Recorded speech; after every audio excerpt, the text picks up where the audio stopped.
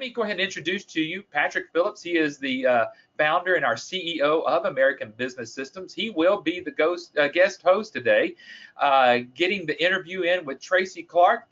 He is not only just the CEO and founder, but he's the chairman of the board of the Medical Revenue Management Association of America. Now, you're going to see some of that because I think Tracie's going to show you some certificates that she has hanging on her wall, and we'll be able to go into that a little bit more detail. He is also a member of the editorial board of the Billing and Coding Advantage magazine. He is an author, written several books. The New Thriving Medical Practice there, the second one there, the new one that's 9 Ways Physicians in Private Practice Let Money Slip Through Their Fingers, How to Reprogram Yourself, Cash Crunch to Cash Flow.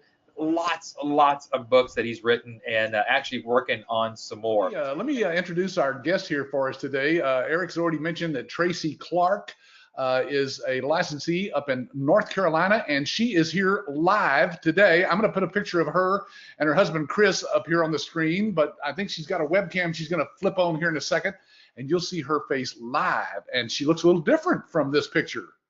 Huh, Tracie? You there? Yeah. Here she comes. This was back in, there she is. Welcome. Wasn't this back in 2013 or 14? Yeah. 2013. 2013. Wow. And look, there she is showing her certificates that when they graduated, we certify her as a certified medical revenue manager. In fact, you probably still have that somewhere in your office there, right? I think, no, that one was for the medical reimbursement specialist. Oh, that was back when we had the medical reimbursement specialist. There it is. Yeah. Okay, good. Well, we'll update you with the newest one. And is that, oh, okay, there it is right there. Yeah, Certified Medical Revenue Manager. Yep. And what is that other certificate there? This right here is for my RHIA. I'm a Registered Health Information Administrator through AHIMA. Yeah. Wow. Okay. So, so let us go back to the beginning. Tracie, back when you were looking into our business, what made you even look at getting into, the medical reimbursement business, billing business?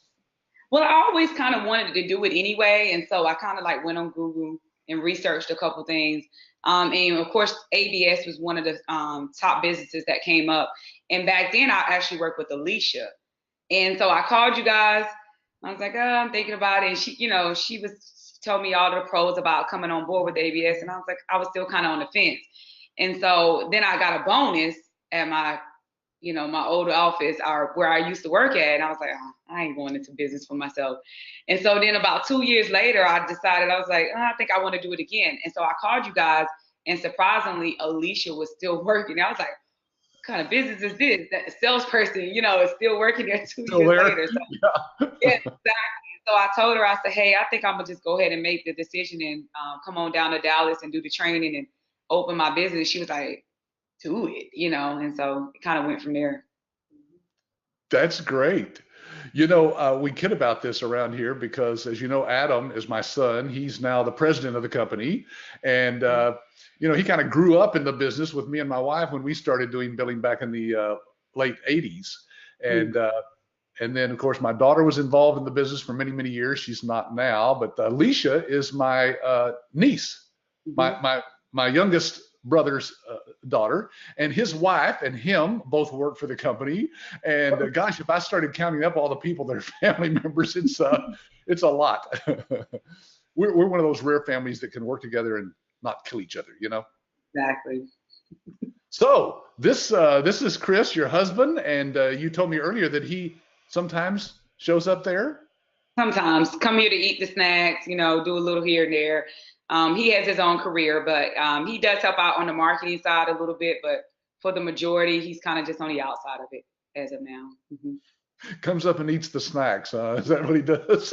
Yeah, he stays in our candy dish. He drinks all of our sodas out the refrigerator, eats the snacks and stuff, and then kind of go back to work. We're like, man, quit coming up here eating our snacks. Now you're actually in your office that you set up, and I think I have pictures maybe somewhere in here of some of your office stuff. Let me put this up on the screen here. Yeah, it's changed a little bit. Yeah, a lot. Yeah, you sent that to me back when we did an interview a couple of years ago, I think. And I guess this down here at the bottom, that's the outside sign that's out there by the street. Yes. Yes. Yeah, that's pretty cool. Mhm. So you are sitting in your office. Do you have other offices? How big is the suite there? Yes. So we have. So I'll start here. Oh, I'll good. We're start, getting a live tour here. yeah. So this is like the main lobby area. I'll start at the door. So you kind of have here we can. This is like the backspace, and then over here, I probably should have been on my iPad. It's kind of like our little table there, and then one of the girls sit here and work. Can you see it?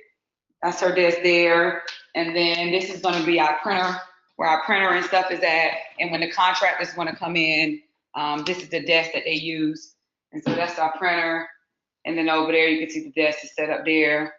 And then I'll show you Chris's office, I which noticed you have an Apple computer there. yeah, That that's all we use. yeah.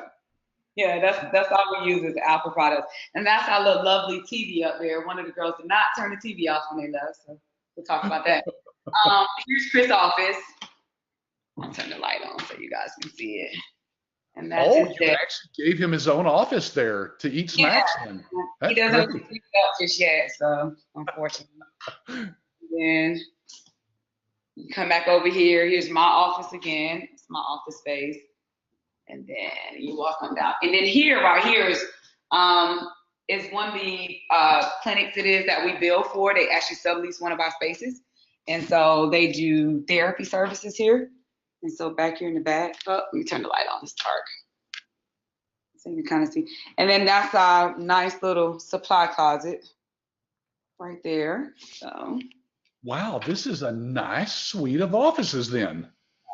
and so then we have, of course, the nice little restroom here, and then that's out to the exit. And then you have our little, I guess, where our snacks and stuff is at, where Chris likes to eat up everything. Now this is a place you've been in for several years then? Yeah, 4 years. Yeah, that is great. It'd be 4 years in August. Yep, 4 Now, years. when we were talking before we kicked off earlier, you said that you did have some people. How many people actually work for you? I have 6 contractors and 2 employees. Oh, okay. Now, by contractors, explain that to people because some people who've not been in business might not understand quite what that means, but they're not on a payroll then. No, they're not on the payroll. They're not required to do a certain amount of hours. They're reimbursed on for the services it is that they perform or the work it is that they perform for our office. And then their work fluctuate according to how much work we have available here at the office. So they're pretty much their own boss. They're 1099s. Yeah. Do they work from their home or they come in the office there? They work from home. We do have monthly meetings that I can't make it be a requirement, but I highly recommend that you do come in. And then some of the ladies may decide they want to come in and work out of the spare office because that office space is for them to come in. They come in with their laptops and they, do a little bit of work and be here for a couple hours. Well, that's what's great about this business. It's once it's a cloud-based system that we have, then you can just log in from anywhere you're at, I guess. Yep. But Exactly. you said you had 2 people though that are employees. Yes. And they come in every day. They come in every day, Monday through Thursday, typically 8 to 5, and then Friday we work half days. Okay, I'm getting a lot of good questions popping up here. So, folks, I'm going to encourage you to go ahead and go back to that question box where you put your name in earlier. You can type any question you want in. This is live, unless you're watching the recorded version of it, and then it's not. But in any case, it's live today at least, and you can certainly ask Tracie anything you want. This is your chance to ask somebody who's actually been through our training.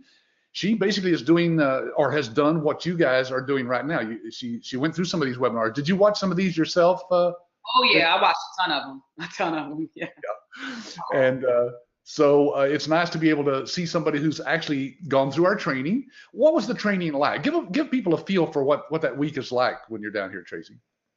Mine was like surreal. I mean, I don't know if you remember, Patrick, but like on that Friday, I was crying so bad.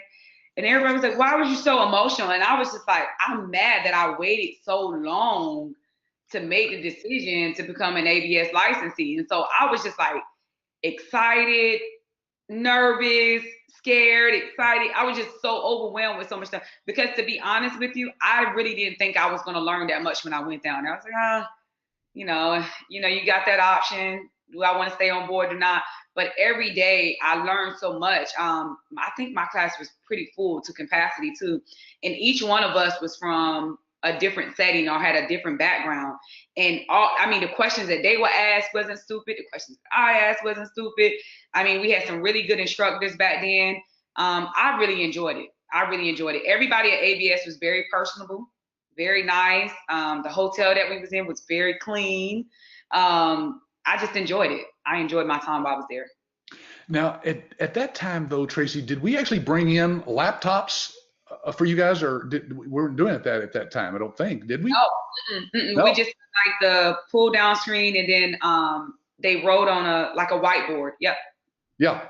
Well, that's one of the things that's changed about it is when people get there that first day, we have laptops we've brought in, and we hook up live to the iClaim system, the cloud-based system, and people are actually doing medical billing right there. I mean, it's fake, Oh, yeah, wow. hands-on. Isn't that fancy? That would have been nice, wouldn't it, back then? Because so even though it's only for a short period of time, we don't do that all week long, of course, because we have a lot of things we need to cover. But how did you learn how to do the actual medical billing yourself? Once you got back, what was the process there of learning? I had a little bit of experience, but I had to learn how to do it using our system. So what I did is once I got that first client, it was kind of like trial and error, if you want me to just be honest with you. So we learned a lot of different things. I thought I heard the door. We learned a lot of different, once I got it, I used the training it is that I used prior before. Hey, give me 1 second. Let me show Go ahead. you. Yeah. All right. Perfect. So I used the training that it is that I received when I was down in Dallas, and kind of got in there and just did the best that I could, because you guys give us that book and give us over like the basic terminology and what a claim form is and how you submit a claim and all of those good things. So you kind of use that along with the stuff the material that the provider provides to you. And you kind of got to take off. I mean, I had several questions. So I was one of those licensees that emailed support all the time. Like, hey, what about this? And hey, what about that? And in order to close my first deal, as a matter of fact, I want to say it was Eric. Someone helped me out a lot with some of the verbiage that I needed, to kind of get that provider to come on board with this. So that was kind of like, yeah. Yeah, that support goes on forever, doesn't it? I mean, you could call today. You probably don't need a whole lot of support today. No, I don't call too much now. I just pretty much wait for those nice little emails that say, hey, this is going on in the market. FYI, you know what I'm saying? Log on to the LSS and read more about, what's changing in the revenue cycle world. So, yeah. Yeah, she mentions the LSS, folks. That's our little short term for the licensing support site. And it's this private website that you'll have access to with a login, of course. And once you're in there, there's just, well, needless to say, there's a lot of information there. Over the years, we put stuff up there just about every week. We put several things. And so there's probably 100 hours of recorded webinars that you can watch and refresh your memory on all that stuff. Because that's a lot to absorb in that 1 week training, isn't it? Oh, yeah. And I must say, too, nothing is outdated. So that's the good thing about it, because the agreements that we started with back in 2013 is not even on the site anymore. I mean, it's been updated and revised. Wow. So it's not like you're getting 1980 material. You're getting 2019 material, which is always beneficial. Tracie, do you remember who the instructor was? Was it Cynthia? Yeah. I had Cynthia and Bonnie. And Bonnie, okay. Well, that's Cynthia there, I think, in this photo that's on the screen. And she's still doing our training after all these years. She loves it, absolutely is the best instructor you've ever sat under. Just keeps you motivated and happy and excited. And I think she drinks a lot of caffeine. Yeah, she's so cheerful. She has nothing but energy. I don't know how she has that much energy for 5 I don't either. I think it's Mountain Dew. Yeah. But the great thing is that every class that we do, I mean, we do these about every 6 or 7 weeks, but every class, it's almost new stuff every time. She comes up with all kinds of latest, newest stuff because we want to keep it fresh and up to date. And of course, as you know, she's a very successful licensee running her own business. She's got 11 employees out in Arizona. And so she is living it every day. In fact, when she comes down, she brings her laptop with her, and at night she goes back and runs the business, from there and catches up. Yep, she did that in the class with us too. She did. Yeah, she had that laptop. Mm-hmm. All right, so we've got some questions coming in here. Let me go ahead and just address some of these directly to you because they're addressing them to you. Here's one from Lakeisha says, let's see, Tracie, how many doctors do you have? And then how long did it take you to get one doctor after finishing the ABS training? So I got my first client. I finished in April, and I got my first client in August. So May, June, July, about 4 months it took me to get the first client.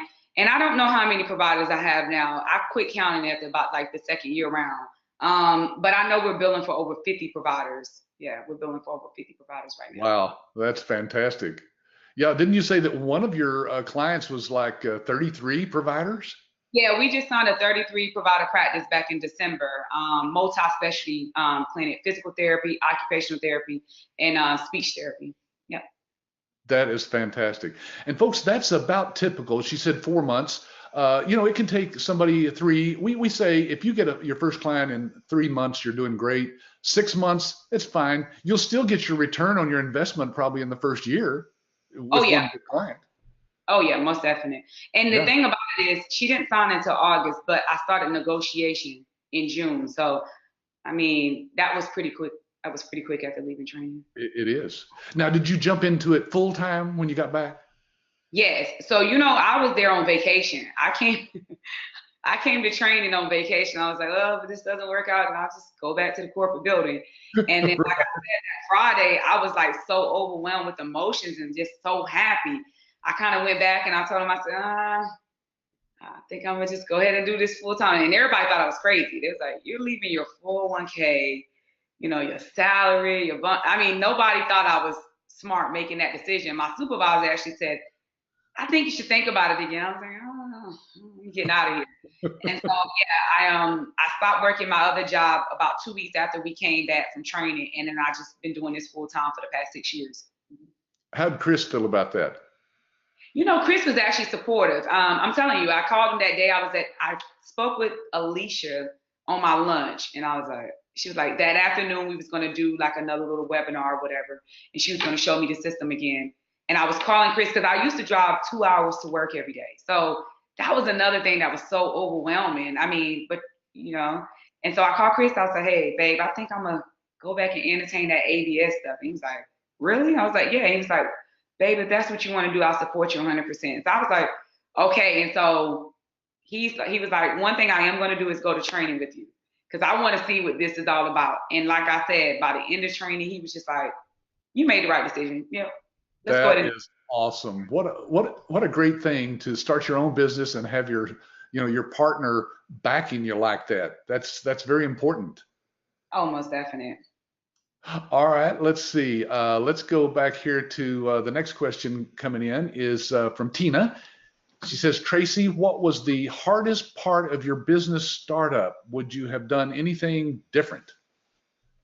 Marketing, and I would have personally got another full-time person to kind of help me because once you get that first account, you kind of like are so indulge into that account and trying to making sure that you do everything correct, that you kind of step away from still marketing your business and promoting your business and making people aware of what it is that you do. So if I had to do it different, if I wanted to be honest, I would have someone else that can be just as dedicated as I could, that as I work the accounts, they still go out there and market the business. Yeah, that lets you focus on building the business while somebody else is doing the day-to-day work. Yeah, good. All right, let's see. Here's one from Claude. Says, has the separate certification from AHIMA helped you get clients? You want to explain that a little bit more, what that is all about? Yeah, so the American Health Information Management Association, what they do is they give certifications out for coding, health information management, and auditing. They actually have some auditing certifications. Those certifications, some of them you can get it through by just hands-on experience, working at a facility in that particular industry for X amount of time, and the other ones you have to actually go to school and complete a program. They do come with their pros by having those credentials, but the difference is it doesn't come with a business module. So you can get those credentials, but those credentials is pretty much setting you up so you can go work for someone else. So Yeah. I always tell people that there's definitely pros by having those certifications behind my name because it shows my level of expertise and training it is that I received, but it doesn't give me a business. So those credentials are going to be good if I want to go work for someone else. But they're even better that I'm working for myself because it, kind of sets me aside from other people. But you don't need those credentials in order to run your business, in order to start a business. So. Right. And like you said, with our certification, people can put the letters CMRM after their name on all their literature, business cards, and so forth, and that gives you that certification accreditation that people are looking for there too. Okay, and by the way, she's mentioned that the HIM, of course, is also teaching her and training her on some coding stuff. For those of you who are wondering, you don't have to have coding background though, because our system has all the codes built into it. And we have CodeWrite, which is one of the services that you can offer to doctors that we have certified medical coders on hand to help you with that coding if you need some help. Like there's some doctors that still don't know what they're doing in the coding arena, do they? No, not at all. Yeah. Let's see. Sean says, how long did it take you for you to start seeing cash flow into your business? So I signed that first client in August. By the time you get done with implementation and actually, get the billing going really, really good, a constant cash flow probably took about 6 months, 6 to 7 months, if I had to be. I mean, money was coming in, but for you to actually see what you're going to be making averagely, it took about 6 to 7 months. Yeah. Yeah. Yeah, because there is, like you said, some implementation there that we help you with. Of course, our technical people will help the doctor get up to speed on the system and train some, but you still have a little time lag there by the time you start doing the billing, get the money into the bank account for the doctor, and then of course can bill the doctor for what you've done. Can you kind of explain, Tracie, what for people who are not aware, how you actually charge? How do you get paid? So we don't get paid until the provider get paid. That is one of my biggest marketing, verbiage that I use is that just because we submit a claim, we don't get paid because we build it. We only get paid once the provider gets paid. So that is a great selling point for the provider and gives them a little bit of confidence to understand that you're just not out there to get their money, that they only going to pay you what they have received themselves, a percentage of what they have received. So that's kind of how the process works. So what we do is we bill, when we invoice our clients by the 10th of the following month, and we billing them for all monies that was received for the prior month. And what that total is, then we charge our percentage. And we have our clients on auto pay. We're not going to wait for them to write a check if they get around to it. They see it. They have 3 days to be able to review that invoice. If there's a discrepancy, they have to bring it to us within 72 hours. If they don't, then their banking account is going to be debited for whatever that amount is. Sure. Yeah, and that's typical in a lot of businesses that you're going to have, a period of time there where you're going to allow that client to look at the invoice, and if they have questions, they can question it if they want to. But since the data is coming directly out of the system that you can give them access to, there's no way that you're going to try to pull the wool over their eyes or anything, right? Because they can go in and see, here's exactly what was collected for us. Correct. The reports that we give them are pretty detailed. It shows the payment amount, where the payment came from, and how that payment was applied to each patient account. So it's so many reports in that system. I'm not even going to try to think about how many is in there. You're going to find out the ones that work specifically for the client it is that you're working for, and you're going to give them. And each client wants something different. Some clients just want to see how much money they got. They don't care about what's in their ARs. They don't care about how long it took for the claim to get paid. And then you got some of those clients that's very hands-on, and they want to make sure that it's beneficial for them to outsource their billing to you opposed to keeping it in-house. So. Yeah, good.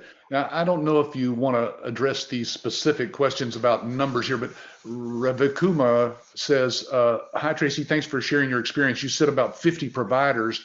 So how many patients that do you serve from each provider on average?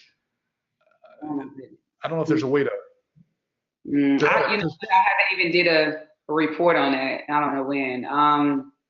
There's several providers. I mean, one of the primary care providers, he's seeing about 30 patients a day, so you do the math. The 33 providers, it's about 162 claims put in the box each day. So, I mean, it varies. I don't even have a number. yeah. Yeah, and that fluctuates depending on, like you said, you don't even know how many providers exactly that you have because, well, once you've got them, it's not like you're keeping up with the numbers in your head. What you keep up with is how much money do I collect for them and how much money do I bill them? Yeah. How much money do I make? How much money am I kicking out? And how much am I profiting? That's my Right, main. right. All right. Gary says, Tracie, how did you get your first doctor? What was it, a personal relationship or cold call? No, we was door to door. So after I left out of training and I finally, finished up my last couple of weeks there at the other company that I was working for, Chris and I both went door to door. I mean, crazy, right? So we came up with a schedule and we put a couple offices on there. We put it in our GPS and like we would go to office buildings and if it was 8 providers offices in that one building, he would go to a door, I would go to a door. And he happened to come up on this one office. He goes in there, he's like, is that radios over there? And he actually scared the office manager because she was in the back and she turned around and then she sees this big, guy like looking over at her machines. He's like, is this radios? And she was like, no, they're not radios, but like, what are you doing in here? And he was like, oh, the door was open. So she had forgotten that she left the door open. And come to find out it was actually CPAP machines. And so for people that have sleep apnea and stuff. And so he started a conversation and he was telling them back then what was really big was the incentive that they was doing for Medicaid and Medicaid and Medicare. And then also our system was, certified for that incentive. And so he kind of told her about it. She was like, oh, our medical provider's been looking for an EMR system and, a practice management system. And I actually, that provider that I signed had been with her previous biller, I want to say like 9 years. And she decided to, switch over to us. So, I mean, I learned so much from that account. So much. Yeah. A lot of. Yeah. Now, you mentioned the door to door. Of course, for some people, that's scary to think that they have to go cold call on somebody. But the way we teach you to do it, of course, you're really just gathering some information from them, getting a business card, and leaving them some educational materials, I'm assuming, that's what you did.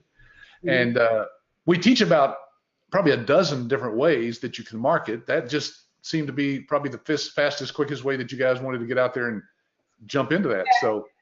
And we don't do that no more. Now, everybody that we get is they either find us through our website or through a direct referral. Someone else that we have provided service to or providing services to, tell them about our company and they reach out to us. And that's how I haven't marketed. I don't know when, if I had to be honest, we just don't, you do a good you do a good job for these clients.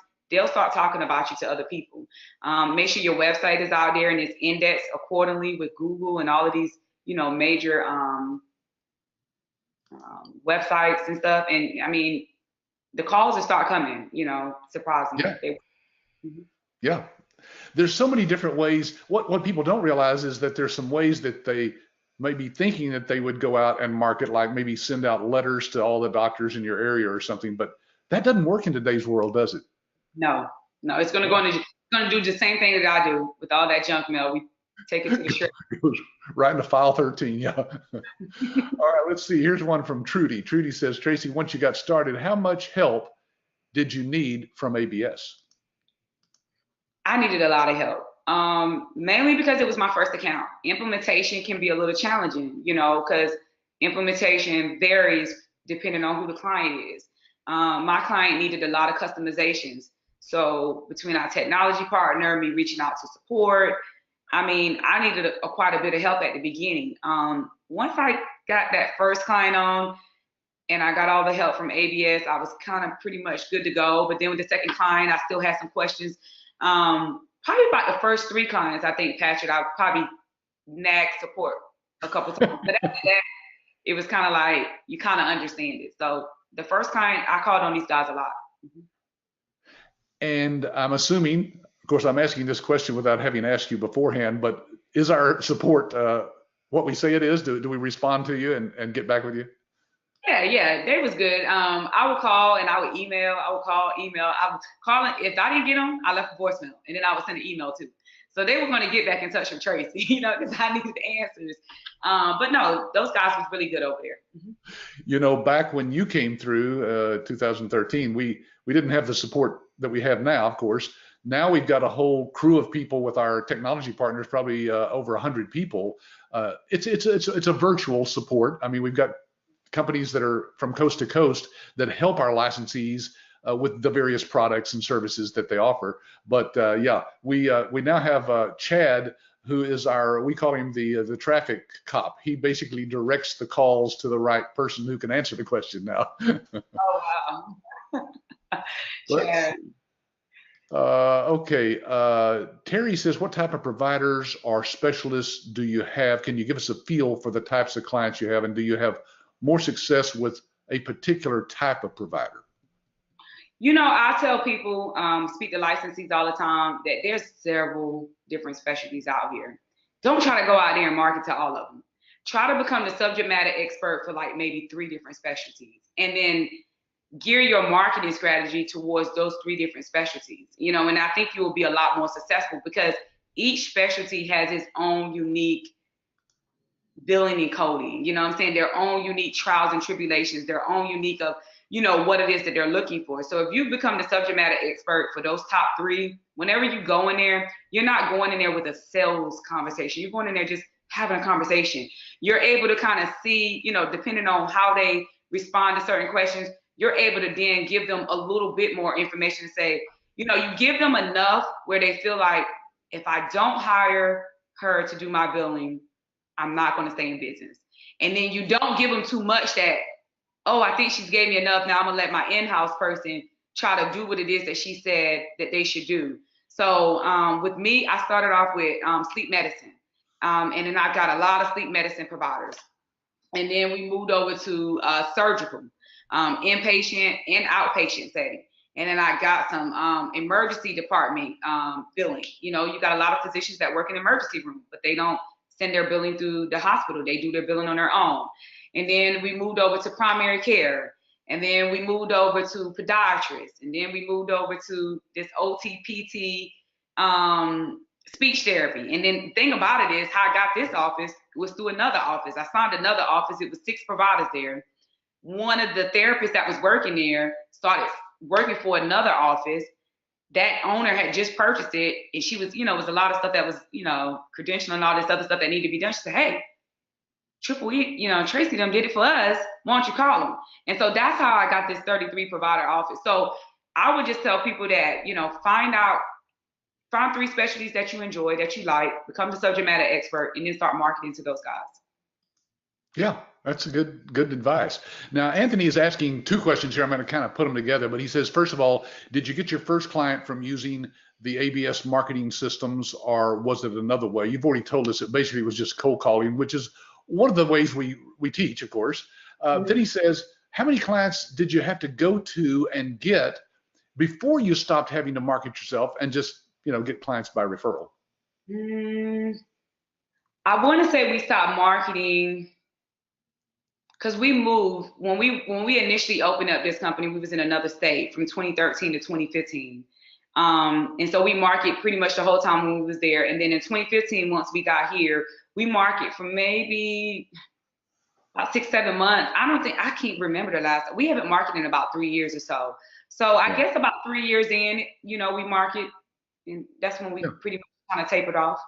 Sure. Well, until you get the number of clients you want to provide the income that you need, you just continue marketing. In fact, you should always think of your business as, hey, doctors die, doctors quit, doctors get bought by hospitals. It's just better to always continue adding clients, isn't it?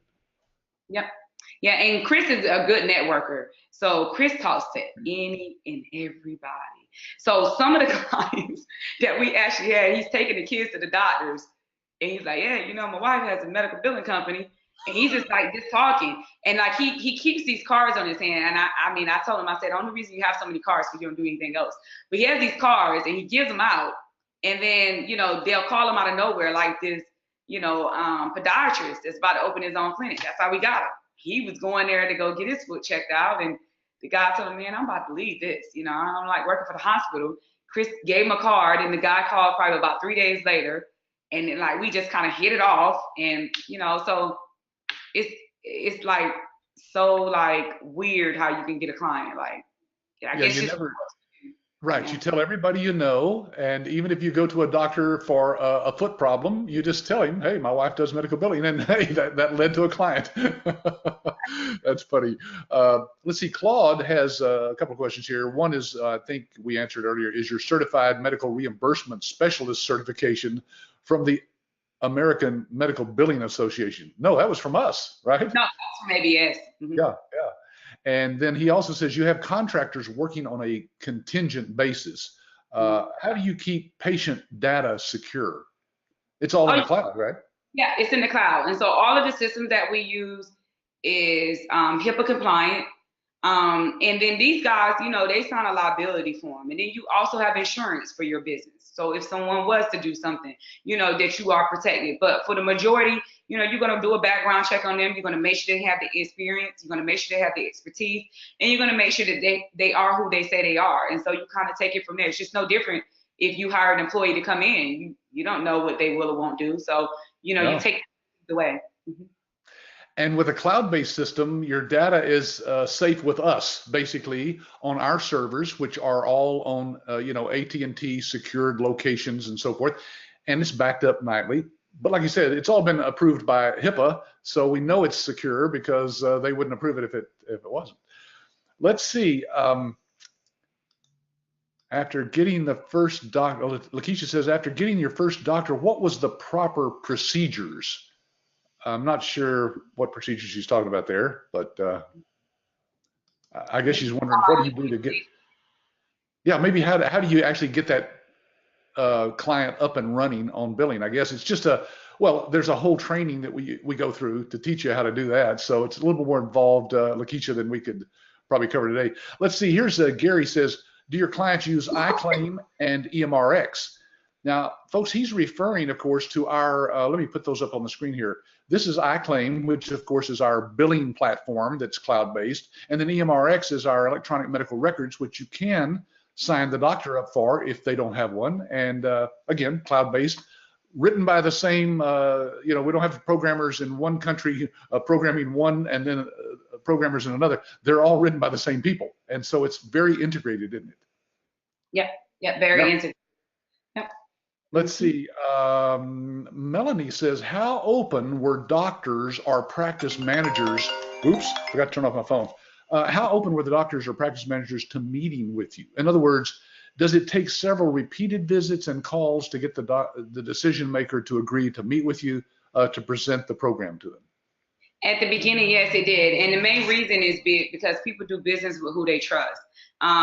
You got all kinds of people that's trying to solicit to these providers on a daily basis. So some of them are just going to say outright no. I mean, they ain't even going to let you get 2 words out, but you can't take it personal. You got to just keep going to the next person. And then the other people you may have something in common with. I know some of the strategies, and I learned this through the training. It's like you go in there and you see a picture of a dog. And you can see that they have the same type of dog that you do. You can kind of spark a conversation about that. So there's definitely some things that you're going to learn when you go down to training, and how you can start building a conversation and building that relationship. And you're not going to just walk, it happens, but I'm just going to be honest. You're not going to just walk in the door and someone says, oh, I've been waiting for you. It takes some work. So. I have heard stories. I've interviewed licensees who've said, we walked in and they were just saying, we were just talking the other day about finding a medical biller to outsource to. And so that does happen. But like you said, it's rare. Yeah. They don't go to the yellow pages anymore and just look up. No, they go on Google and they go to their buddy at the golf course or, at church or whatever. Yeah, that's what they do. Yeah, exactly. Chelsea says, when you realized that it was time to hire staff, where did you hire them from? Where did you find them? What was your process and how long did it take you to get them on board? That's a lot. Well, what I did is because I had been in the industry and I had a couple of people that I knew that was in the industry, I kind of like vetted them and told them, hey, this is what I'm looking for. You know, this is how much I could pay you. Would you be willing to work? And so before I got my commercial space, we actually ran my medical billing business out of the spare bedroom in my home. So anybody that I was going to have working for me had to be someone that I trust, because now you're coming in my home. And I actually went to two spouses that was their husbands worked with my husband, and they had experience, and we kind of went from there. And actually, two of them still work for me now. They both still work for me as contractors in two different states. So that's how I. Oh, really? They're not even in North Carolina. Oh, no. One's in Texas and one is in South Carolina. Mm-hmm. Yeah. This is a great business if you think about it. You can run it from anywhere. You can hire people anywhere. I guess you could go on a vacation and run your business from the beach if you had a Wi-Fi connection out there. Yeah, or like me on a cruise, and your husband threatens to take your iPad and throw it in the ocean if you don't put it up. So, is that what you did? Went on a cruise and took your iPad with you? Exactly. I was like, hey, I need to get the Wi-Fi package. He was like, we need Wi-Fi. We're gonna be on the boat. I'm like, I need it. And so him and the kids would go out by the boat, and I'm like, just give me a second. And I would sneak out of the cabin, and I would go up on one of like the fourth or fifth deck, and I act like I'm 10 and I got my iPad and I'm trying to like look at claims and stuff. And he was like, something's not right. She never likes to be alone by herself this long. And so he came up there and he's like, really? And so he kind of took the iPad, and I didn't have it for like 3 days. I thought I was going to die, but I didn't. But yeah, that's one of the flexibilities that come with running this type of business. As long as you got a Wi-Fi connection and a device that's compatible, whatever, I mean, you can pretty much run it from anywhere. Yeah. Talking about compatibility, somebody's asking what kind of computers that you have. And I think we mentioned earlier, you're all Apple type computers, but it really doesn't matter, does it? It could be a Windows computer or running under any operating system, any browser, as long as you can connect to the internet. People find that hard to wrap their brain around because they're so used to hearing about software that comes on a CD that you install on your hard drive, and it has to have so much memory and so much storage space and so forth. You don't worry about that, do you?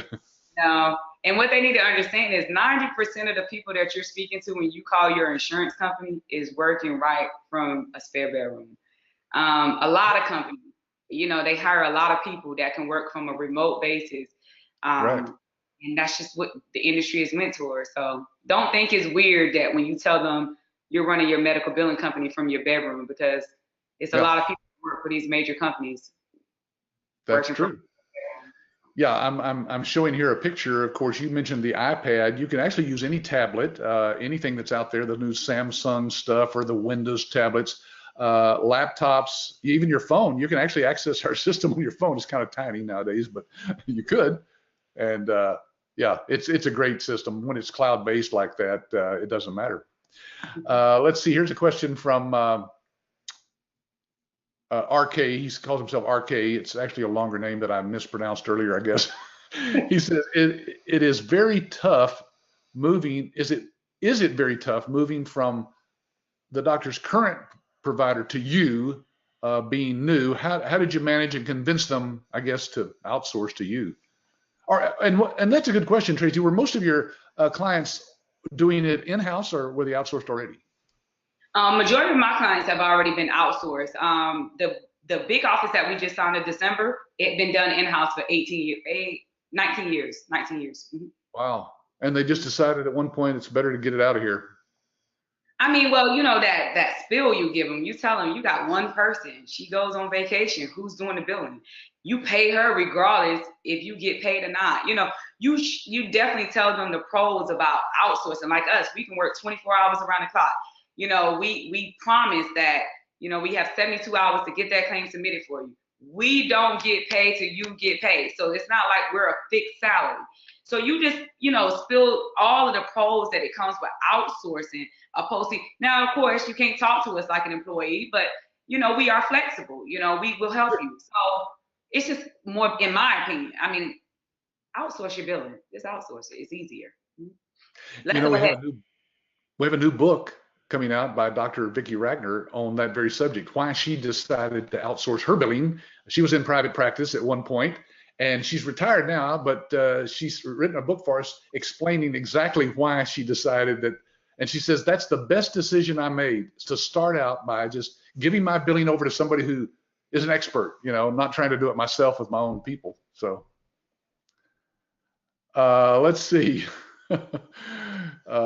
Claude says, Tracie, do you itemize the software fee, or do you bake it into the percentage that you charge on claims process? Now, let me kind of explain that to people.